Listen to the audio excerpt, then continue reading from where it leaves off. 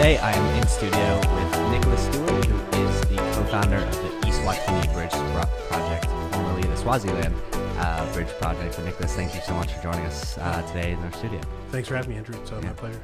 So start us off with a little bit about you, and then I guess how did you originally have this vision that eSwatini needed internet? Sure. So a little bit about me. I'm third generation military. Two of my grandfathers served. My mom was in for 21 years, my dad for 26 years, and then I served for 5.5 years myself. So Thank you for your service. Yeah. Traveled around quite a bit. I think at this point I've lived almost 14 years outside the U.S., and I've been to 29 countries altogether. Wow. How many have you lived in? Coming up on 6 before Swaziland for at least a year. Okay. But I'm coming up on my year in Swaziland, so it'll be 7 countries that I've lived in for at least a year. Yep. A lot of them in Southeast Asia. Spent a year in Afghanistan as well, and then some stuff in Europe too.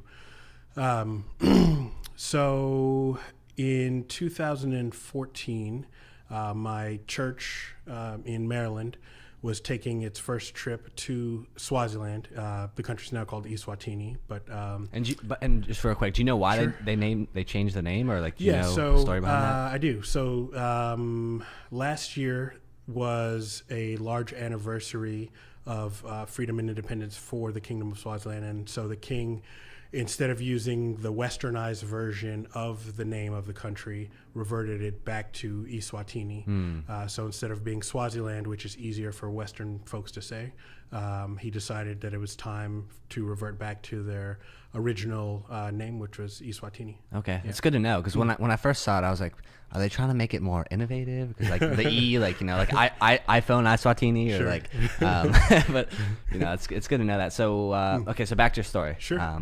Where were we at? Yeah, so in 2014, our church was taking its first trip to Swaziland. And my wife and I were just dating at the time during our first trip there. We really fell in love with the people in the country, and we saw a lot of what the other NGOs were doing on the ground. We got a bit of an idea of some of the issues that the kingdom was struggling with at the time. And when we returned back after our first trip, we started to really think between the two of us how we could use our skills to have a generational impact on the kingdom. A lot of the organizations that are doing great work in Swaziland are helping to fight HIV and AIDS. A lot of them are doing great things with hunger and helping pay for the school fees of kids. But one of the things that Alicia and I were reflecting on is, if I feed you today while you're in school and I help you with your school fees, what happens to you after you age out of that program or after you graduate from high school? And really the term generational impact is what we began to focus on. And we spent probably 6 or 9 months between the two of us kicking around different ideas and brainstorming. At the time, I was working at an engineering firm, and Alicia, my wife, is a high school math teacher. The engineering firm that I was working at, there's a gentleman named Perrin who did a lot of our web and graphic design stuff. And he and I were playing chess one day, and we got to chatting about just the growth in India of the telecommunications industry. And I was actually reminded back in 2005, the Army told me, hey, we're sending you to South Korea for a year. At that time, I didn't know anything about the U.S.-Korean War history. I didn't speak the language at all. So I was able to walk to the local library and learn about the history of the United States in Korea in that conflict, but also to learn some of the language. And a light bulb really came on for me that day that we were playing chess. There's the old adage about knowledge being power. Well, the internet contains all recorded human knowledge ever. And so from my wife being an educator and myself being technologically oriented, we kind of connected those dots and realized that helping to bridge the digital divide in eSwatini was something that we could do to use our skills to have that generational impact. Got it. And so when was your time in South Korea? I was there in 2006 and 2007. Okay, Yep. great. And I mean, so South Korea is really one of those amazing case studies of a country that went from very, very low income, very poor to an OECD country, and you know, someone that was, or a country that was taking aid to one that started to give it out. Definitely. And so it was probably a good experience to kind of observe that on the and ground. even from a technological standpoint, they've got some of the fastest internet on the planet. Even from the mobile cell phone standpoint, they've been innovating and really at the forefront of a lot of different things decade before we were here in the U.S. Right. And so when you first went to eSwatini, I mean, tell us what it's like there. I mean, is it is it like just like a bunch of little towns, or like what's it like? So for any of your listeners who may not know where eSwatini is, it's in the southern part of Africa. It's bordered on 3 sides by South Africa and by Mozambique on the 4th. It's a very mountainous place as well. Agriculture is one of their largest industries there. Because of their moderate climate, their growing season is very long, and because of the richness of soil, they can grow almost anything. I've seen in eSwatini where there's a 30-foot pine tree next to a cactus.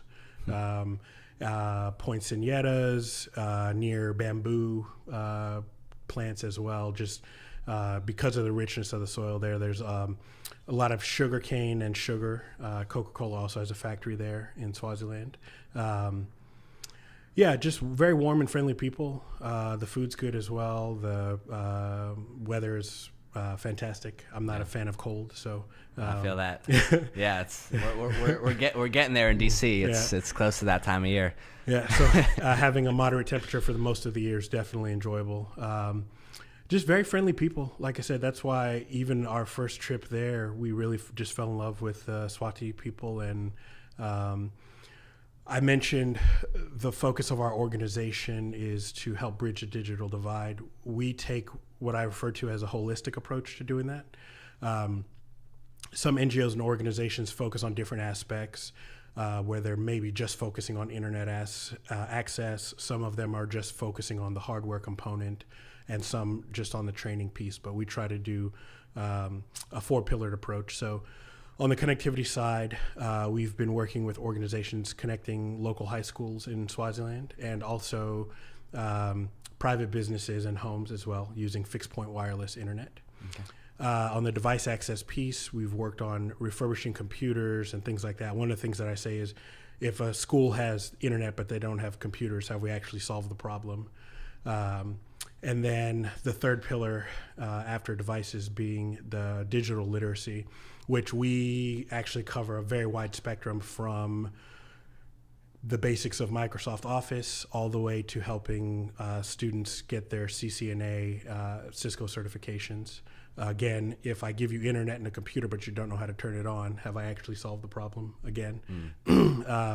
Earlier this year, we received our certification as a Cisco Networking Academy.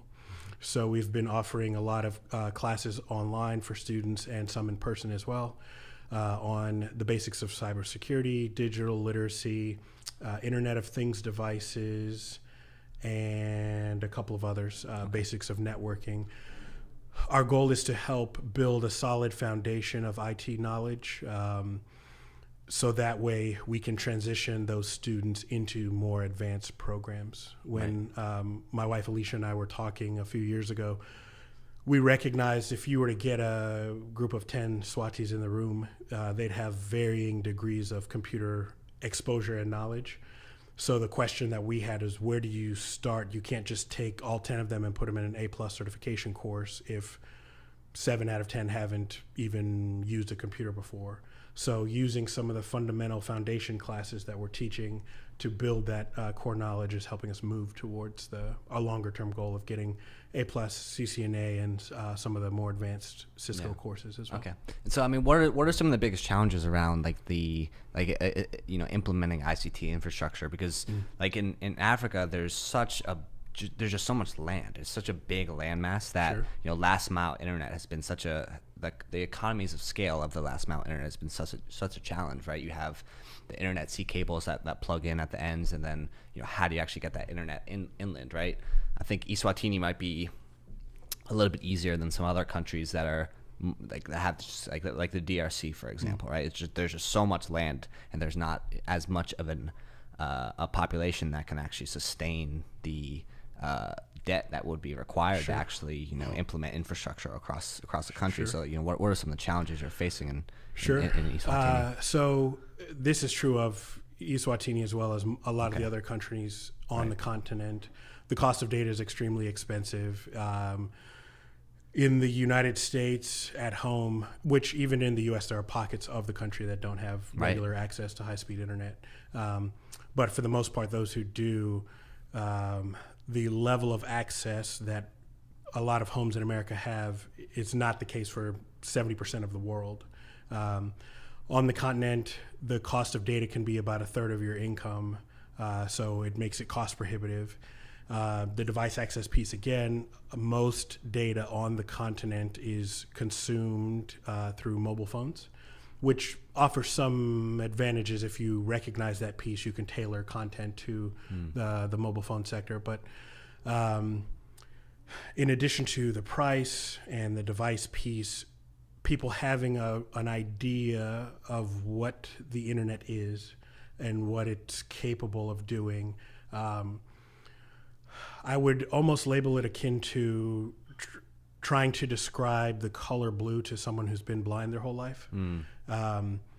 Any adjective that you use, any analogy that you use, there's not necessarily a frame of reference there. So even the statement that I made earlier about all recorded human knowledge being online, what does that mean to someone who hasn't been online before? So we try to do a lot of, I'm a big believer in exposure.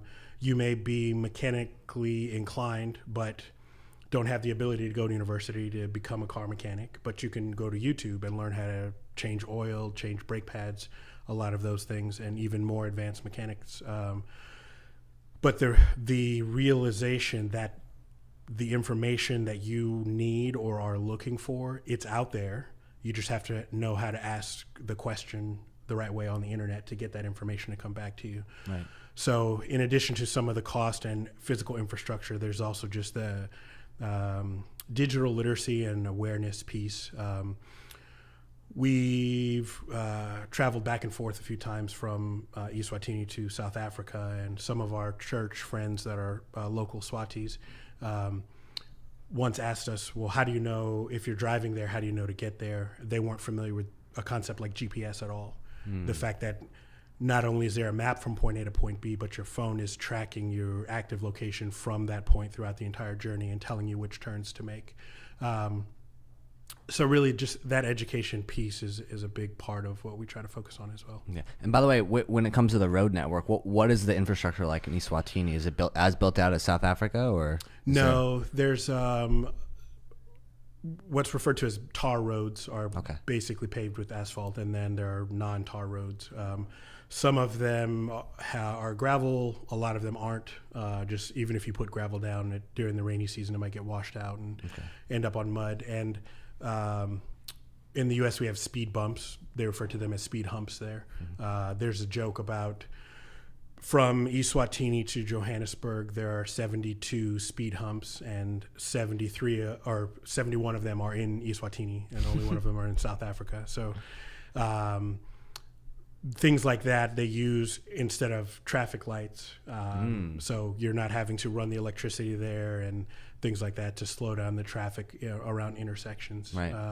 I understand the purpose, but it's definitely an adjustment that you have to make when you're going there. Even from my office to my home, I think we go over 10 or 12 speed humps. Yeah, so. Yeah. I've never driven in Africa. I take Ubers, and when I'm in the Uber, I just it's unbelievable. There's like the road is pretty much a free for all, but there is some level of rapport that happens, and they kind of know how to navigate unspoken rules. Exactly. Like in Nairobi, for example, whenever I would take an Uber, like around rush hour ish, like time period, there would just be these intersections where it was just cars were just like you had to be aggressive to squeeze your way in order to get through, and just I was just waiting for someone to get hit or something, but Yeah. they're very good at it. Yeah, But, yeah. And then you also have to navigate things in eSwatini, like cows that are roaming like in the on the middle of the road. highway, on my driveway, and a lot of other things like that too. That's funny. So, I mean, what do some of the like, what does the curriculum look like for the basic digital literacy courses that you guys teach? Because something like a YouTube is just so powerful. I see these random stories that pop up of like someone who got access to YouTube in their village and was able to just learn how to network and give internet access to their village. And my friend Pat Muhir, he's in Canada now, but he grew up in Rwanda, and he used to go to the internet cafe and he would pay $1 per day for an hour of internet, and he basically learned how to code like just through YouTube, just how to code, how to do this, how to do that. His first startup, he raised money from Tim Draper in Silicon Valley. He's already started onto his next one, and so that things we take for granted in the West, like YouTube. Sure. If you just have access to that, and you're in somewhere like a rural village where there's a necessity to innovate, I mean, those people they'll have the discipline to actually learn. But like, what are some of the basic things that you onboard them with? For our basic, it's called Get Connected, our basic digital literacy course. It was designed by Cisco Networks. We go from the basics of, this is the anatomy of the computer that's in front of you. This is a keyboard. Here's the power button. Explaining what a mouse or trackpad is, different input and output devices as well. And then going onto the internet, explaining what social media networks are, how to set up an email account.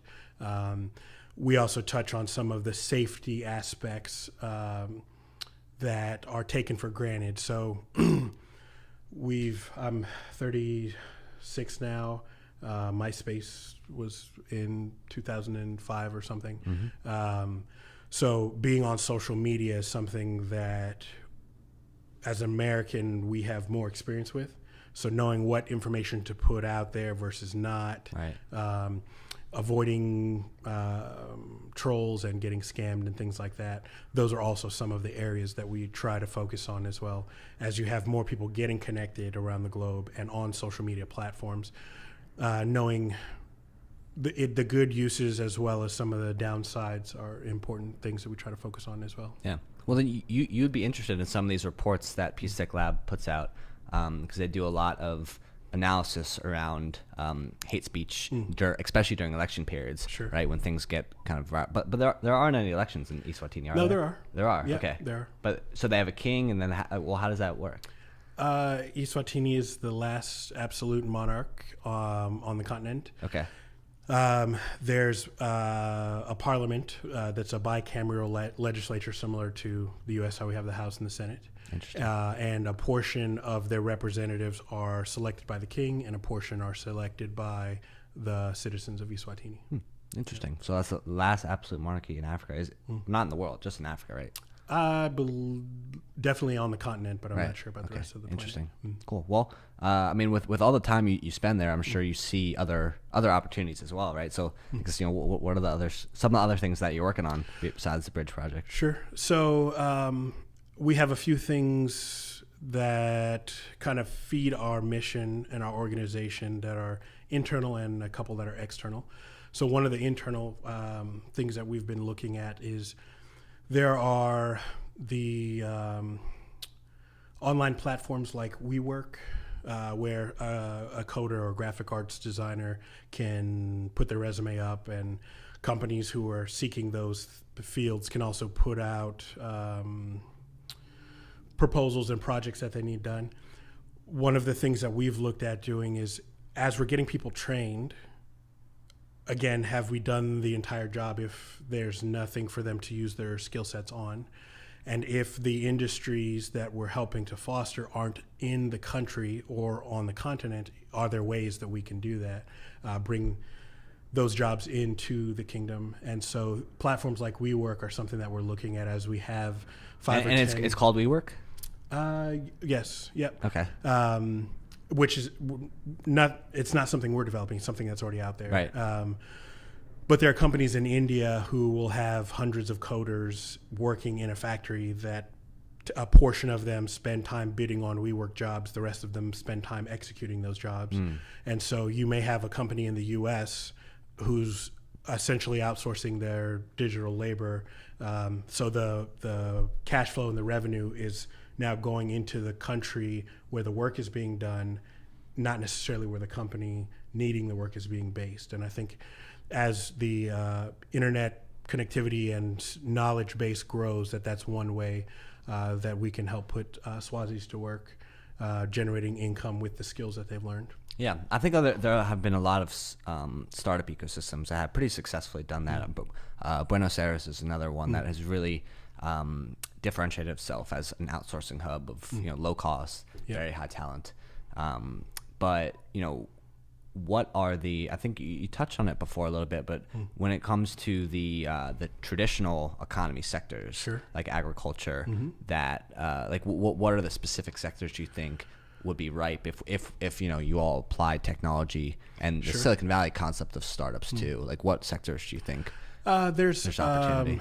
Agricultural and textile, which adding technology to those fields, the type of work ends up shifting if you start automating things, right?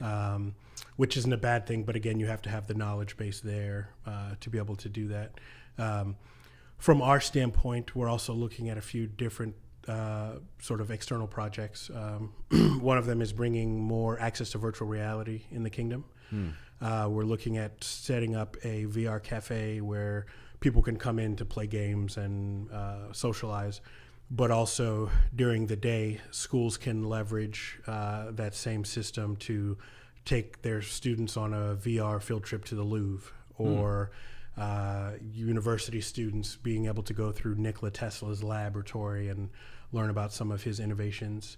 So that's one of the things that we're also working on. Yeah, that's interesting. That makes sense.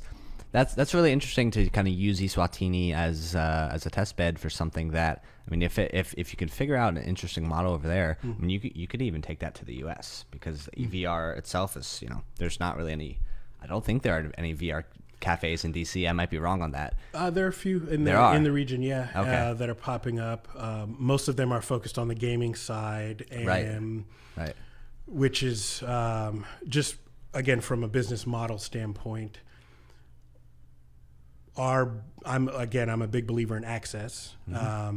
And if there's a block of 4 or 5 hours where everyone's at work or school and they're not using the facility that we set up for entertainment, that it can be used for education. Yeah. And that's probably, even in the U.S., one of the models that some of the U.S. companies might want to consider doing. There's also a few organizations that we've talked to where, let's say you have an MRI located in Swaziland, but if we didn't have any technicians who had experience working on those, you can use virtual reality as a method of communication to do that.